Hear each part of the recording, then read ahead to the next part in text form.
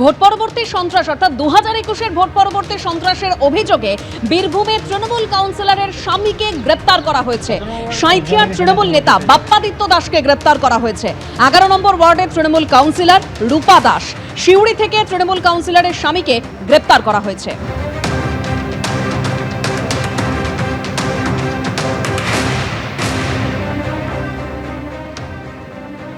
আর অন্যদিকে নজর রাখবো বর্ধমানের দিকে, যেখানে হুমকি তোলাবাজির অভিযোগে গ্রেপ্তার করা হলো তৃণমূল নেতাকে।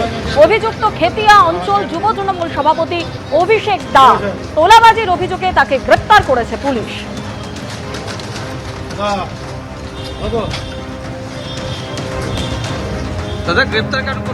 তোলাবাজি থেকে জমি জবরদখলের অভিযোগে পরপর তৃণমূল নেতাকে গ্রেপ্তার করা হচ্ছে। সরসরাতেও তৃণমূল নেতাকে গ্রেপ্তার করা হয়েছে। ধৃত এই তপন বিশ্বাসের বিরুদ্ধেও তোলাবাজি থেকে জমি জবরদখলের অভিযোগ রয়েছে। তৃণমূলের যুব নেতার বিরুদ্ধে তোলাবাজি হুমকিরও অভিযোগ রয়েছে। উত্তর ব্যারাকপুরে যেখানে পুরপ্রধান সহ 15 জন তৃণমূল কাউন্সিলর পদত্যাগ করেছেন, ডায়মন্ড হারবারে যেখানে 16 জন তৃণমূল কাউন্সিলরের মধ্যে 8 জনই ইস্তফা দিয়েছেন। ভাটপাড়াতে পুরপ্রধান সহ 30 জন তৃণমূল কাউন্সিলরের ইস্তফা।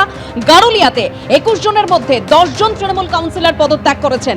একই সঙ্গে 16 জন তৃণমূল কাউন্সিলর ইস্তফা দিয়েছেন হালি শহরে। কাঁথিতে 17 জনের মধ্যে 12 জন তৃণমূল কাউন্সিলরের পদত্যাগ।